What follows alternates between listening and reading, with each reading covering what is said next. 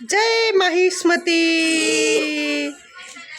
जय बजरंगबली। छ यसमा बिउ छ, त्यो अर्को वालामा बिउ थिएन। हेलो साथीहरू, आज हामीले कटहर खान मन लाग्यो र सिङ्गै कटहर हेर्नु न कति किलोको रेखा 4 केजीको छ है साथीहरू। 4 केजीको कटहर सिङ्गै लिएर आएर के गर्ने, खाने मुखलाई जुगाले छेक्दैन। कान्छी बुहारीको किचनमा छ नि सिङ्गै खोसी पकाइदिएको छु भनेर त्यो आन्टीको, त्यस्तै हामीहरू सिङ्गै कटहर लिएर आएका छौँ है साथीहरू। आउनु, कसलाई खान मन लाग्छ कटहर कमेन्ट गर्नु, मैले पार्सल गरेर पठाइदिन्छु हजुरहरूको लागि।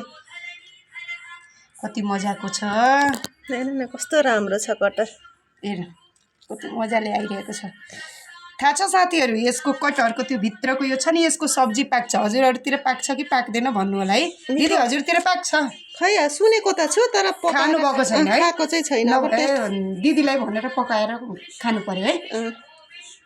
आउनु है साथीहरू, कसलाई कटहर खान मन लागेको छ। 4 जना साथी मिलेर किनेका छौँ। अब एकजनाले 50-50 रुपियाँ पर्यो। कतिको होइन 400 को 100 रुपियाँ पर्यो। 4 केजी हो, 100 रुपियाँ केजी।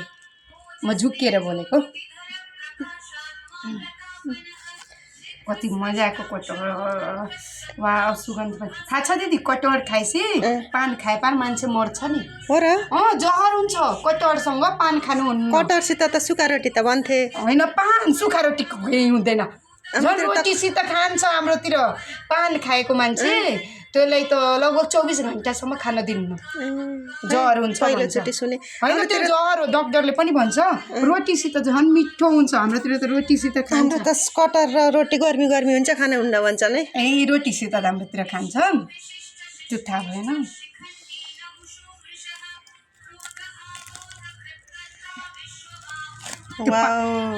त्यो पान पुरा फक्कको कति मजाले निकालेँ मैले है।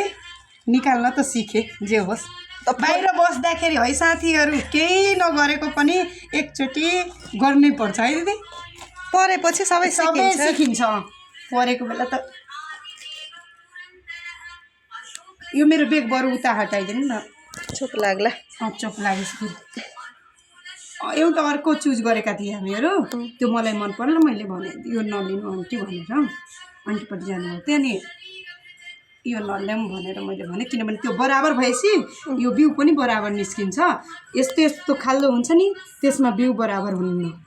किन हाम्रो त किन्ने त खाने त यही हो नि, यो त के कामको। ल खाने भए सम्पर्क गर्नु होला, मैले पार्सल गरिदिन्छु है साथीहरू। जसलाई चाहियो भने कमेन्ट गर्नु, मैले पठाइदिन्छु यहाँबाट है।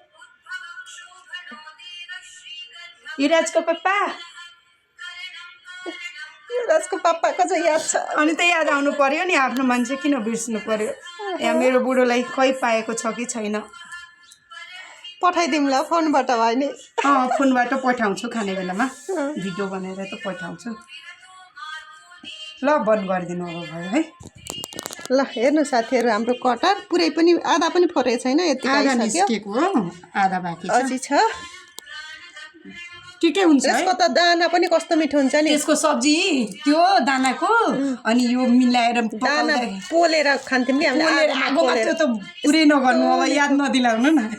चुलोमा मैले त झन् खाना पकाउने बेलामा यसको सब्जी पाक्दाखेरि हुन्छ नि, अनि मैले के गर्थेँ, खाना पकाउँदा नि आफ्नो लागि पोली खान्थेँ। ठुलो दाइ हेरेपछि त भयो झगडा सुरु, आफ्नो लागि मात्र पोल्ने। यसको भित्रको यो दाना हुन्छ नि, त्यसको सब्जी चाहिँ जे पनि मिठो, सब्जीदेखि लिएर अचार पनि बनाउँछन् कसैले, जे पनि हुन्छ यो पोलेर सब्जी मैले पकाएर हजुरले पोलेर पनि यसको एकदम मिठो हुन्छ। उसिनेर पनि मिठो हुन्छ यसको भित्रको दाना। कपडामा लाग्यो, दागो बस्छ अब, लाग्यो पुसिहाल्नु। ल है साथीहरू, ल खाने भए सम्पर्क गर्नु। ल bye bye, see you soon. Bye bye साथीहरू।